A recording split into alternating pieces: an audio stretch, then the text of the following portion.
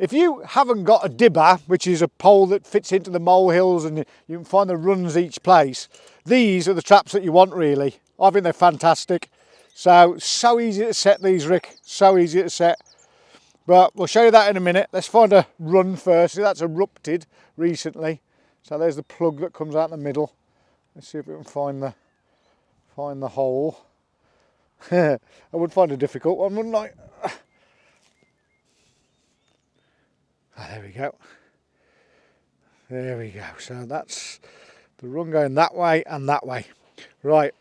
So what you want to do is find the tunnel like that. You see people who say, oh, you've got to wear gloves and you've got to do this, don't use new traps, put your traps in this, that and the other. Load of rubbish. Right, just the trick is, if you're using scissor traps or any mole trap, right, use quality ones, because there's scissor traps and there's ones that are made in China and they are horrendous. In fact, they're downright cruel, because all they'll do is pinch the mole to death. What you want is something with a powerful spring. It's like quite a workout. It's a bit like those things you used to buy. I mean, when I was a kid, you used to get them for making you have big, strong forearms. And basically, all you do is you put that bit there. See, there's little bits cut out of that, and they go in like that.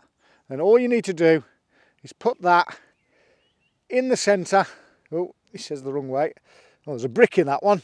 So I need to take that brick out. I don't want a brick in there. So you've got the run going one way. The other side of the tunnel's that way, look. And then that basically sits in the middle of where the tunnel is. Okay? And give it a little wiggle like that. And then you just put some of this on top. The bit that you've taken out, just to hold it in place. And then a light sprinkling of soil over the top. And you'll know it's gone off, because what will happen is, if I take that from there, I'll show you how it actually works as well. So the mole goes through there, so his tunnel's this way, he goes through there. Oh, there we go. So it goes like that, comes through there. He thinks that's a twig, so he pushes on it, and bang, that's it, one dead mole. Okay, where you want to put these scissor traps as well is you want to put them in the new molehills. So we can see here, a little bit of detective work. What do we see? We see grass growing through this one. So that's an old one, but it's also really important and a good workout, good for your glutes. Kick all the molehills over, okay, because you want to know if that's a new one. Look, well spotted. So let's have a look, and let's make life easy for ourselves. Let's find the, oh, struggling a bit on that one. Yeah, sometimes, but if it's a hard one to find and you've got plenty of molehills, just keep going, keep going. This is an old one as well, look. Again, you can see the blades of grass coming through the top. So we'll kick them all down. I think maybe this one. That one looks fair. Right in the centre, right in the centre. So keep an eye on where it is. That's new, look, because it's all damp underneath. It almost looks like it's been used twice. Maybe, yeah, yeah, yeah. So I think, there it is. That's what you want that for. It's a good finger, that is. That's why the girls like me so much.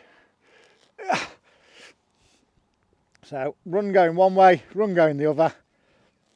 Peel the grass back. That's perfect. Okay, and then again, let's set the trap. So this, oh, and these are brand new traps, remember, these are brand new traps. And they'll make no difference in the catch rate, no difference whatsoever. I mean, I've seen people saying, oh, you have to put them out in buckets of rainwater and cover them in oil. That's another one that I keep hearing. Cover them in oil, for Christ's sake. Well, what's that about? But just make sure that them jaws can move easily. And that's in line with the mole's tunnel. Okay, so again, on this one, I'll take that grass that I've just cut. I'll push that around that side, so that's nice and tight. I'll make like a little wedge to go on that side, look. You want it so that the actual claws can move nicely.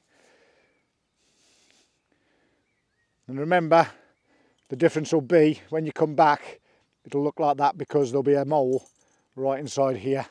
I think maybe one more, so I've got one right up there. I can see the tunnels. They're forming like this circle here, this feeding circle. So I'm thinking, where next? This looks like a freshish one as well, you know. That looks quite fresh. Let's have a look yet. There's that one there, it's quite fresh. Oh, that's... Oh, now I'm torn now. Now I'm torn. See this one? That one's quite dry all the way through it. So that one's been there for a while. Yeah, let's have a look at this one.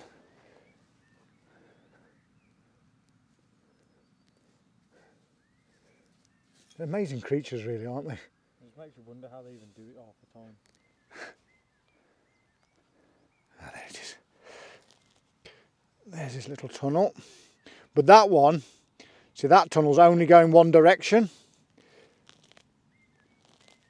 Which you can put these traps in. You can put them in a one-way one, hoping that they'll come back. But there's the other part of the tunnel there, look.